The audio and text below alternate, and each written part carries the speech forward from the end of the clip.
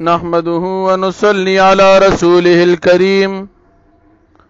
أما بعد فأعوذ بالله من الشيطان الرجيم بسم الله الرحمن الرحيم يا أيها الذين آمنوا لا تكونوا كالذين كفروا وقالوا لإخوانهم إذا ضربوا في الأرض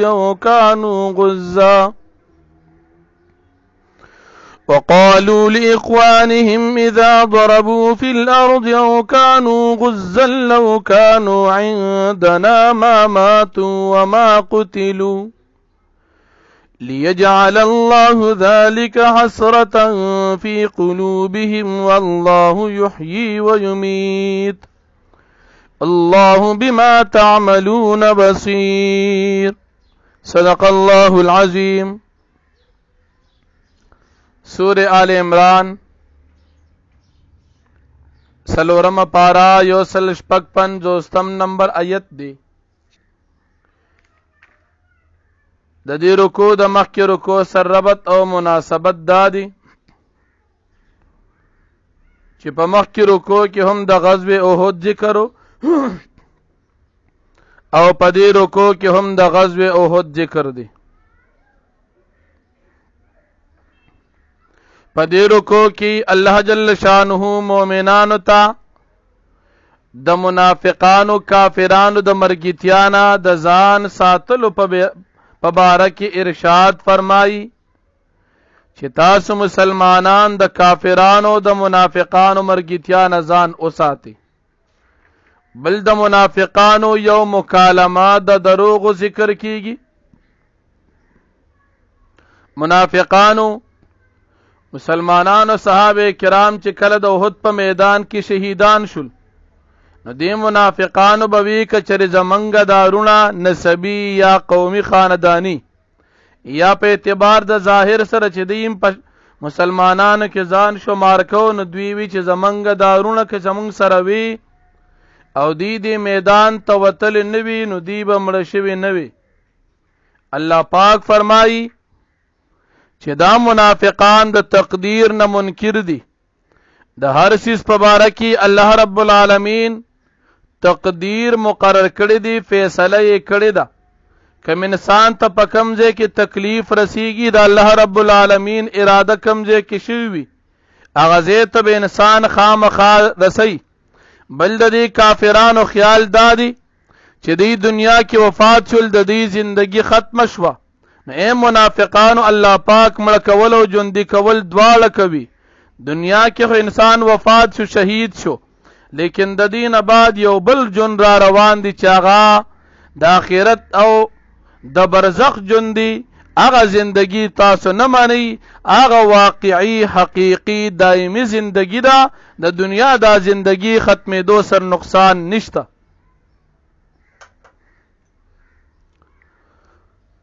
بل الله رب العالمین فرمائی کم انسان چې وفات شو زما په لاره کې د جهاد په میدان کې یا په خپل مرګ باندې وفات شو د الله په لاره کې د مسلمان ته الله رب العالمین بخنه کوي او د د پاره رحمتونه دي. ستاسو منافقانو د تمام دنیا د ګټې نه دا ډیره زیاته بهتره ده. منافقانو به وی چې د دنیا د خیر نه محروم شو. الله پاک فرمایي چې د ستاسو د دنیا نه ډیره بهترینه بدله زور کوم. او بل پدې کې رد دی په منکرین تقدیر باندې. الله رب العالمین د هر چا د پاره د مرګ یو وخت مقرر کړی دی. اوس د دغه نه خلاصېدل هیڅ کله نشته. زمونږ د مسلمانانو ایمان په تقدیر باندې دی. موږ تاسو وایو آمنت بالله کما هو باسمائه وصفاته وقبلت جميع احکامه. دی بلکې آمنت بالله وملائکته وكتبه ورسله واليوم الآخر والقدر خیره وشره. د تکلیف او د خیر د دواړو په تقدیر باندې زمون ایمان دی. نو چې الله پاک کوم ځای مقرر کړی غزه ته انسان خامخا رسیږي. منافقان په دې کې په غلط فهمي کې پراته دي. بل د منافقانو خیال دار چې دنیا زندگی د حقیقي او مزید د موضوع زندگی ده. الله پاک فرمایي چې نه د مزو زندگی د آخرت ده او هغه مسلمانانو ته خصوصي ملاویږي که په خپل مرګ باندې هم وفات شي بخنه ده او کنا زما په لار کې شهیدان شي هم د دوی د پاره مغفرت او بخنه ده نو د دوی حقیقي او د مزو زندگی هغه رستو ده. بل الله پاک نبی کریم صلی الله علیه وسلم اخلاق او تذکرہ کوي چې نبی علیہ الصلوۃ والسلام د بهترین او اخلاق او خاوندو فبما رحمت من الله لنت لهم ولو كنت فظا غليظ القلب. دا الله رب العالمین پتا باندې رحمت دي ستا اخلاق ډیر زیات مزیدار دي. قبل فرستا په دې خپل ملګرو باندې د احد د میدان د دې معمولی غلطي په بنا باندې تا سختی کړې وي نو دې ځکه بستا دې ملګرو ته پریخي وي او دې بتانه تلی. بل نبی کریم صلی الله علیه وسلم ته الله رب العالمین بهترین اخلاق ورکړو سره د دې دومره کمزورې نبی علیہ الصلوۃ والسلام دې سره بیا هم د نرمه معامله وکړه او الله رب العالمین ورته هدایت فرمایي فاعف عنهم د دوی نه عفو کوا سوتوایا ما الله رب العالمین د صحابه کرام سفارش کوي دې کوم د صحابه کرام هغه فضیلت او مرتبه معلومیږي چې نبی علیہ السلام تعالی پاک فرمایي صحابه سره گزاره کوا. بل واستغفر لهم د دوی د پاره بخنم غواړه که کومه خدای غلطی ته شوی ده نو پرېږدی ما بخنه دوی د پاره او غواړه. او بل دا وشاورهم فی الامر خپل د دنیا چې کوم ستا کارونه دي هغه مسائل غیر منسوسه کې نو پاره کې د دوی سره ته مشورې کوا دا سینه چې دا غلطی دوی وکړه او د دین بعد ته دوی سره خپل مشورې پرېږدي نه د دوی سره مشورې کوا. مشوره کول دا یو سنت عمل دی. مشوره په کار کې کیږي چې پای کې د الله د طرف نه وحی نه وي نو الله رب العالمین نبی علیہ السلام ته فرمایي چې د صحابه کرام سره مشوره کوا. بل په دې آیتونو کې د مصلح او د مبلغ یو څو صفات الله پاک ذکر کوي. اولنې صفت دار چې دا به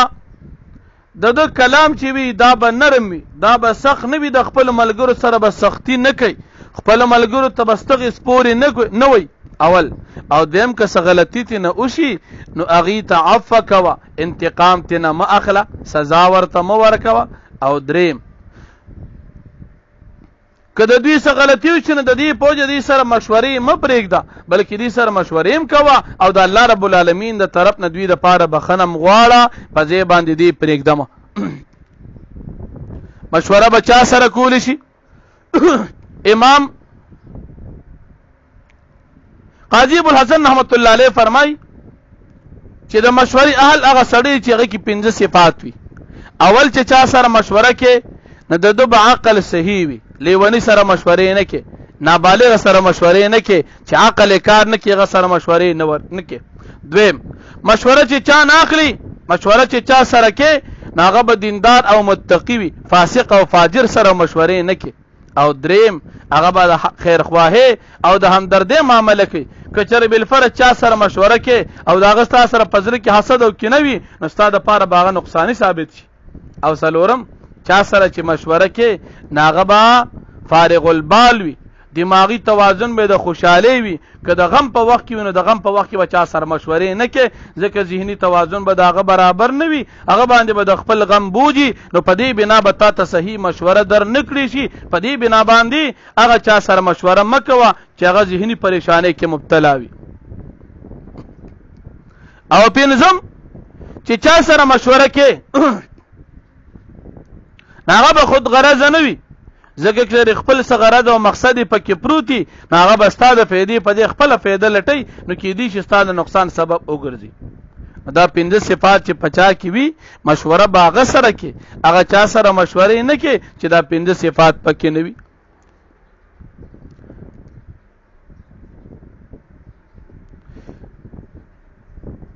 اول الله رب العالمین صحابه کرام ته فرمای د امداد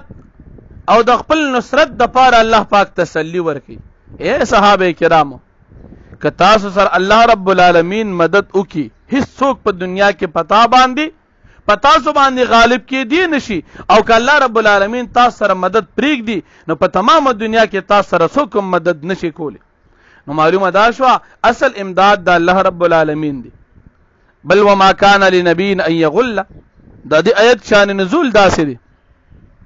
حضرت عبداللہ ابن عباس رضی اللہ عنہ فرمائی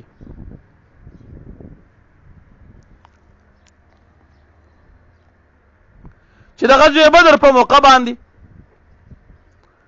صحابه کرام ډېر زیات غنیمت حاصل کړ. په دې غنیمت کې یو صادر وغروق شو، پته ونه لګېده چې هغه صادر څه شو. غنیمت کې ډېر اسباب ملو شو د بدر په موقع باندې. نو منافقان یو ډرامه وکړه. منافقان نبی کریم صلی الله علیه وسلم یاد کو، وای دا به نبی علیہ الصلوۃ والسلام ځان لپټ کړي. نعوذ بالله. الله پاک د آیت نازل کې ظالمانو تاسو د الله نه یریږي، په پیغمبر د خیانت الزام لګوي. دا ګور یاد وساتئ، چا چې غنیمت کې غلا وکړه د قیامت پر ورځ به سره د غلا د مجرم په صورت کې د میدان د حشر کې حاضرېږي. د پیغمبر په باره کې دا دومره سپک ګمان تاسو کوئ. نو الله پاک د آیت نازل کو ما کان لنبی ان یغل. یا دویم شان نزول داسې دی د غزوه احد په موقع باندې صحابه کرام نبی کریم صلی الله علیه وسلم د احد په غونډې باندې کینولو.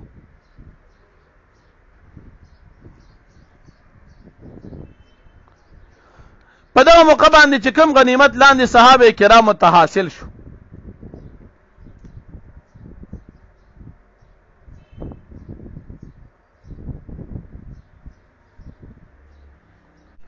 نو د بدر په موقع باندې د غنیمت د تقسیم ترتیب دا چې چا څه ځان ته نیول هغه د هغو. اوس چې کله د احد غزا شروع شوه او په دې کې مسلمانانو ته ظاهرا ابتدا کې فتح حاصله شوه، نو د احد د غونډې چې کوم تیرانداز صحابه کرام ناستو هغوی ښکته راکوسل. دوی وی چې هسې هم غنیمتونه دي، خو د دوی خیال دا راغی چې هسې نه د مال غنیمت تقسیم د بدر په شان وشي نو موږ ته بیا څه میلو نه شي. د دې وجې نه موږ به لاندې کوز شو او موږ به هم غنیمتونه راغونډ کړو. که نبي علیه الصلاة والسلام د بدر د غزا په شان اعلان کوي نو موږ ته به هم میلو شوي وي. نبی کریم صلی الله علیه وسلم دوی ته وی چې ولې تاسو ته ما ویلې نو چې میدان به نه پرېږدي، ولې ستاسو خیال دا دی چې زه په مال غنیمت کې څه خیانت کوم؟ الله پاک د آیاتون نازل کړل چې پیغمبر خیانت نه کوي. دا دواړه شان نزول مفسرین ذکر کړي دي، خو د دویم شان نزول ته اکثر مفسرین ترجیح ورکړي ده ځکه چې مخکې وروسته د احد غزا روانه ده.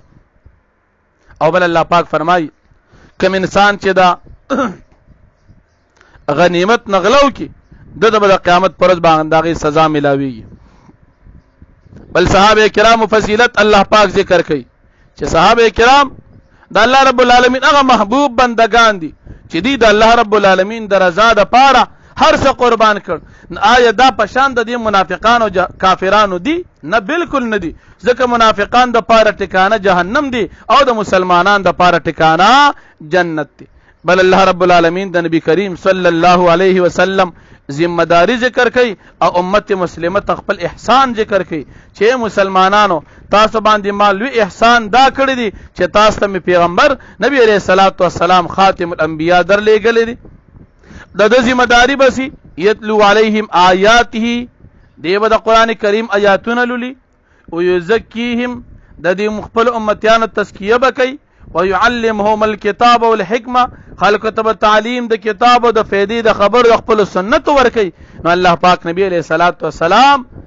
د خلق ته د نعمت او د احسان په توګه را لېږلي دي. د خلق باندې د الله رب العالمین لوی احسان دي چې نبی علیہ الصلوۃ والسلام را لېږلي دي. نو د نبی علیہ الصلوۃ والسلام څلور ذمہ داری ذکر شوي، یو د قران کریم آیاتون لوستل، دویم تزکیه کول، دریم د قران کریم تعلیم او څلورم احکامات او دا فائدې چې کومې خبرې دي هغه بیانول. بیا الله رب العالمین مسلمانانو ته فرمایي چې مسلمانانو تاسو د احد په دې غزا کې تکلیف ورسېدنو په دې باندې خفه کېږئ ما، ولی تاسو دین مخکې دي ظالمانو بدر کې د کافرانو ظالمان ته بدر کې تکلیف نو ورکړي. اولما اصابتکم مصیبه قد اصابتم مثلیها، که تاسو ته ورسېد تکلیف ستاسو او یا صحابه شهیدان شول نو ولی تاسو په بدر کې او یا کافران مردار کړي نو او داغې نه بیا دوچن چې او یا متقید کړل او یا تاسو قتل کړل، نو تاسو د دې دوچن تکلیف دي ته رسولو نو په دې باندې تاسو خفه کېږئ ما. او بل تاسو که دلته تکلیف مندري د احد په دې میدان کې تاسو ته تکلیف رسېدلی دي نو دا ستاسو خپله غلطي ده ستاسو خپله خطایي ده تاسو د احد غونډۍ ولې پرېښوده نو دا ستاسو د طرف نه کمزوري شوې ده د الله رب العالمین د طرف نه تاسو سره امداد راغلی دی او بل دام یاد ساتئ د احد په دې غزا کې که تاسو ته تکلیف ورسېدو دا تاسو دپاره سزا او عذاب نه دی بلکې دا امتحان دی چې په دې کې الله رب العالمین مؤمنان د منافقان نه جدا کړي دا منافقان چې دې ته چې ویل چې راشي د الله د رضا دپاره جهاد وکړي یا د خپل قوم د وطن دفاع وکړي نو دا ظالمان وای که چېرې موږ له د جنگ چل راتلو نو موږ به تاسو سره ملګري وو موږ به ستاسو سره مرګتیا کړې وه موږ له جنگ چل نه راځي الله فرمایي چې دا منافقان کفر ته ډیر زیات نږدې دي په نسبت د ظاهر ایمان باندې ظاهرا خودی د ایمان اظهار کوي حقیقت کې د ایمان نه لري تاسو ته دا معلومه وي چې دا منافقان کفر ته نږدې دي دوی په خلو باندې یو خبره کوي او په زړه کې دوی بله خبره ده او بل دا منافقان صحابه کرامو تم د بزدلې خبرې کوي او دا منافقان وای الذين قالوا لاخوانهم وقعدوا لو اطاعونا ما قتلوا اے منافقان دا منافقان دي صحابه کرامو ته وای که چېرې تاسو زمونږ سره وای نو تاسو ته بدل ته تکلیف نو رسېدلی ولې مو زمونږ نه منل د احد میدان ته وتئ مدینه کې ولې نه پاتې کېدی الله جل شانه په دې باندې عذاب راوسته او یا منافقان د دې ظالمانو منافقانو نه نبی علیہ السلام چې د احد نه واپس کېدو مردار شو الله پاک د آیت نازل کړ چې تاسو وایئ چې دلته موږ مړه شوي نو چې تاسو مسلمانان موږ سره دلته مدینه کې پاتې وئ نو تاسو به شهیدان شوي نه وئ په خپل حال باندې به ژوندي پاتې وئ نو که تاسو تکړه په دې خپله خبره کې رښتونی یي نو تاسو د خپل ځان نه دفع د مرګ وکئ که چې ستاسو او یا منافقان په مدینه کې مردار شو نو تاسو به د خپل ځان نه دا مرګ دفع کړی که نه اسی صحابه کرامو ته بزدلې خبرې کوي چې موږ سره ناست وئ جهاد مو نو کړی شهیدان شوي به نه وئ نو تاسو خو جهاد نه دی کړی بیا ولې مردار شوي او بل دام یاد وساتئ چې دا صحابه کرام دي که دې ته دلته تکلیف ورسېدو دا شهیدان شو دې ته الله رب العالمین دایمي زندگی ورکا ولا تحسبن الذين قتلوا في سبيل الله امواتا بل احياء عند ربهم يرزقون کله چې مسلمانان شهیدان شي دا شهیدان د رب العالمین نه مطالبه کوي رب العالمین ته درخواست کوي یا الله زمونږ په زړه یو ارمان دی هغه ارمان زمونږ دا دی چې موږ خو دلته ډېر زیات په مزو کې ډېر په خوشحالو کې نعمتونه تر جنت ملاویږي رزق راته ملاویږي مزید ټولې موږ ته ملاویږي لیکن یو بزره زمونږ ارمان دی هغه دا دی چې زمونږ نه په دنیا کې کم مسلمانان رستو پاتې دي هغوی ته دا پیغام موږ ورسو چې موږ ولې دلته خوشحاله یو خفه نه یو موږ ته د الله رب العالمین د طرف نه انعامات ملو شوي دي غم او تکلیف زمونږ نه مکمل ختم دي چې دا زیری او دا خوشخبری زمونږ رستو مسلمانانو او مجاهدینو ته دا پیغام ورسیږي الله پاک قرآن کریم کې دا آیاتونه نازل کړل چې دا مسلمانان دا شهیدان دی دغه تمنا کوي او الله رب العالمین د دوی هغه تمنا قرآن کریم کې نازله کړه چې دا رستو مسلمانان په هغې باندې خوشحاله دا آیت دا دلیل دی د حیات الانبیاء او د حیات الشهداء او د حیات قبر په باره کې په دې کې الله پاک فرمایي ولا تحسبن الذين قتلوا تاسو ګمان په کسانو باندې مه کوئ چې هغوی په دنیا کې شهیدان شول په میدان د جهاد کې فی سبیل الله دا الله پاک په لاره کې څه ګمان پې مه کوئ امواتن چې دا مړه دي نه مړه نه دي دنیا کې خو ورته خلک مړ وایي خو دا کافرانو په شان ورته مه وایي کافرانو به وایي چې دې مړ شو دا څه ختم شو الله فرمایي نه داسې نه ده مړه دي د دنیا د ظاهر په لحاظ سره څنګه دي اوس بل احیاء عند ربهم یرزقون بلکې دوی د مرګ نه بعد بیا ژوندي شو او دوی ته د الله پاک د طرف نه رزق ملاویږي رزق به څنګه رزق وي حکیم الامت اشرف علی تانوی رحمت الله علیه په نشر الطیب کې فرمایي چې جنتیانو ته چې کم رزق ملاویږي دا رزق حسي دی دی باندې دی پیږي د دې په دې باندې نشونما کېږي او دی باندې دغلته زندگی تیری او دا رزق د جنت دی چې په دې باندې تقاضي ضرورت نه راځي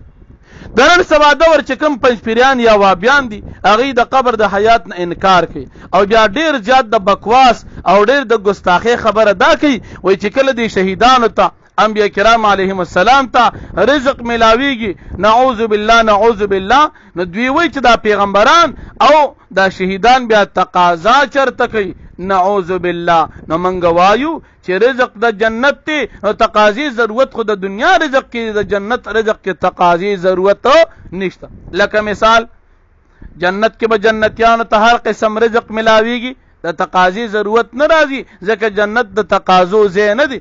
او د قبر په باره کې د نبی کریم صلی الله علیه وسلم ارشاد موږ او تاسو ته معلوم دی القبر روضة من ریاض الجنه او حفرة من حفر النيران قبر د جنت د باغچونی او باغچا یا د جهنم د کندونی او کند ده نو چې د شهیدانو د پیغمبرانو قبرونه د جنت باغچې شي نو په جنت کې خو مړی نه اوسېږي نو یو دلیل د دې شو چې پیغمبرانو شهیدان په خپل قبرونو کې ژوندي دي دویم دلیل د دې شو چې په جنت کې خو چاته تقاضي ضرورت نه راځي نو دا شهیدان انبیاء کرام علیهم السلام په خپل قبرونو کې نعمتونه وته ملاویږي د جنت نه رزق ملاویږي په دې باندې خوندونه او مزید حاصلې لیکن تقاضي ضرورت نه راځي ځکه چې دا جنت دی او دا زمونږ د اهل سنت والجماعه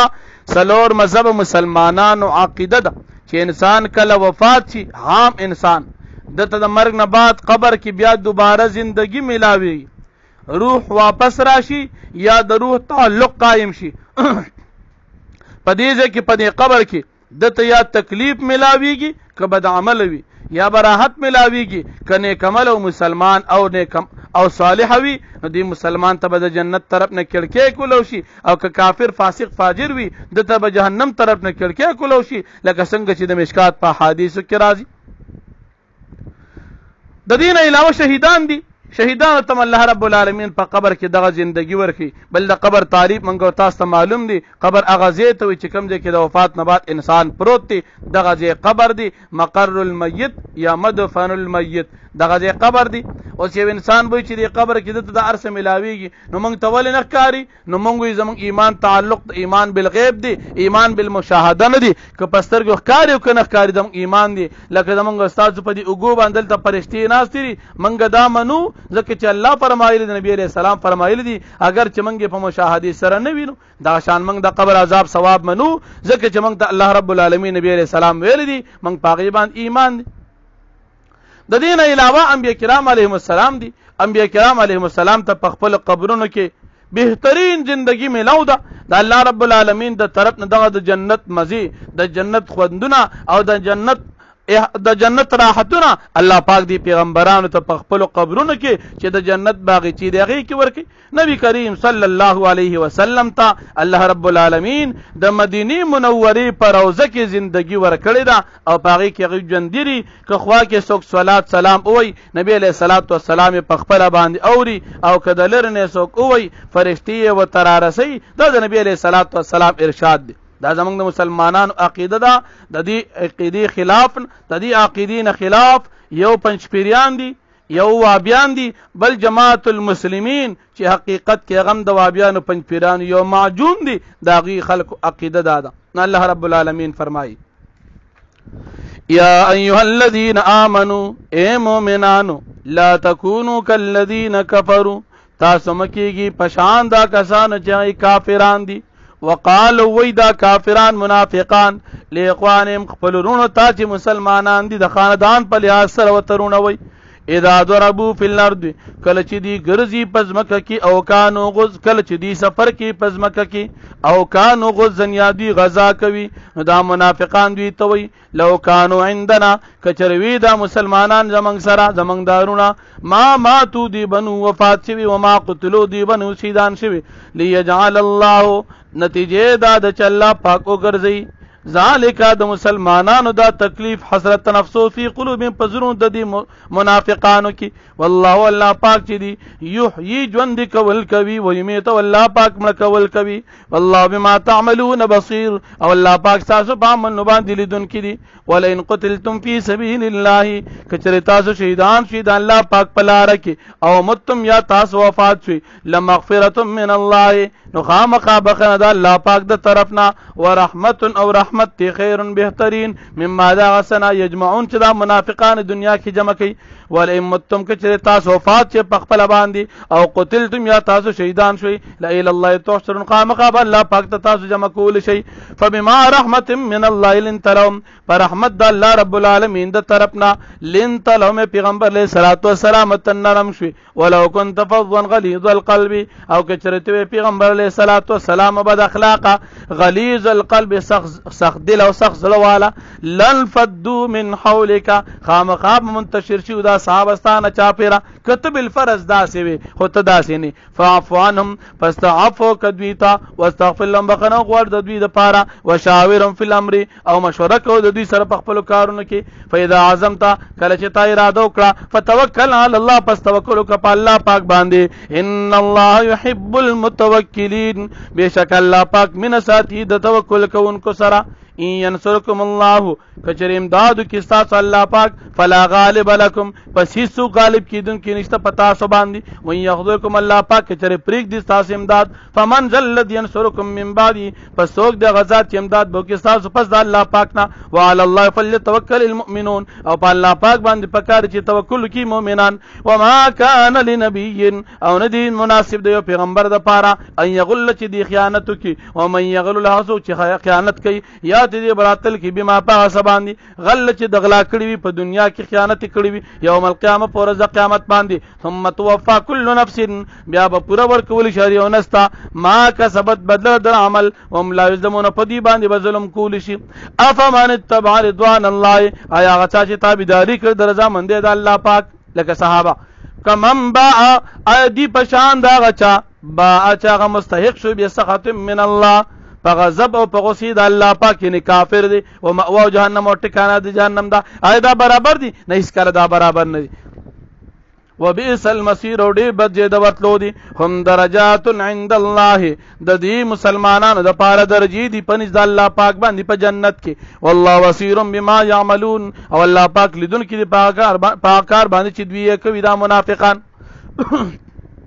یا والله الله پاک چې د بصیر ندون کې بما پاک سبحان یعملون چې کوي دا صحابه مسلمانان د پر درجې دي او د الله رب العالمین د طرف نه انعامات لقد من الله على المؤمنين فتاقي سره احسان کړ د الله پاک په مؤمنانو باندې اذ بعث فيهم ذکر چرالې غلي په دې کې رسولن پیغمبر من انفسهم د دوی د نفسنا يتلو عليهم آیات چې دا پیغمبر لولي په دوی باندې آیاتونه د قران کریم ويزکیم او تزکیه کوي ويعلمهم الكتاب او تعلیم ورکړي دي تر کتاب الله والحکمت او د سنت وان كانوا من قبل لفي ضلال مبين اگر چودا خلق مخکې د دینه قران کریم او د نزولنا لفي ضلال مبين خامخا په گمراه ښکارا کې اولما اصابتكم مصیبه اي هر کلا اصابتكم مصیبه چې ورسید تاسو مصیبت قد اصابتم مثلها فتاقي سره تاسو رسولو مثلها د چند دینه د بدر په موقع باندې قلتم تاسو وی ان هذا چرتن دا تکلیف مونږ ته ورسیدو قل تو فرمای پیغمبر علیه السلام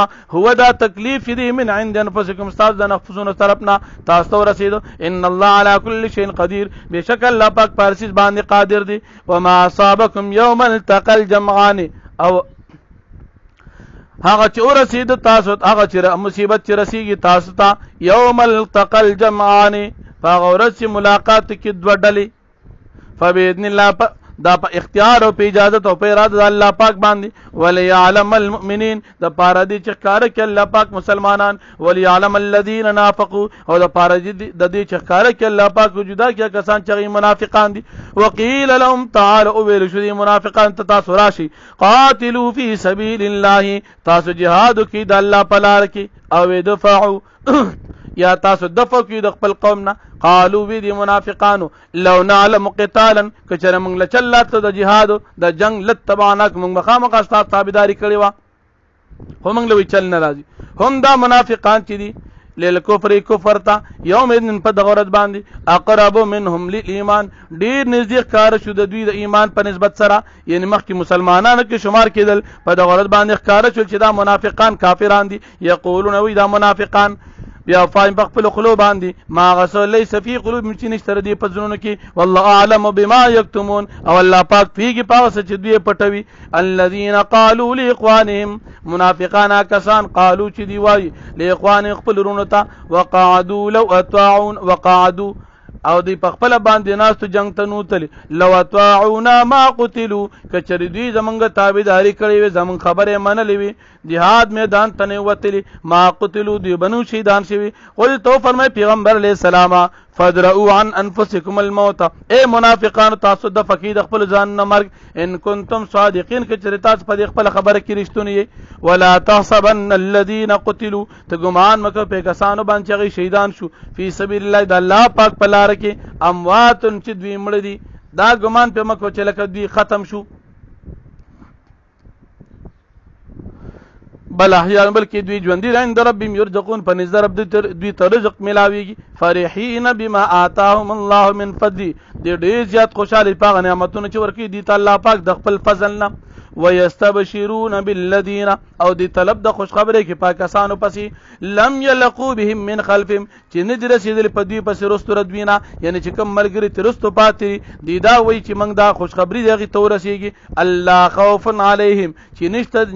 نبویر په دوی باندې ولا هم يحزنون نو به دوی غمجن شي یعنی دا خوش خبري د نعمتونو دغه تورسي يستبشرون بنعمت من الله دي طلب د خوش خبره کې په نعمت د الله پاک او په فضل الله پاک وان الله بشک الله پاک چې لا يضيع اجر المؤمنين یقینا الله پاک نه ضایع کوي اجر د مؤمنانو واخر دعوانا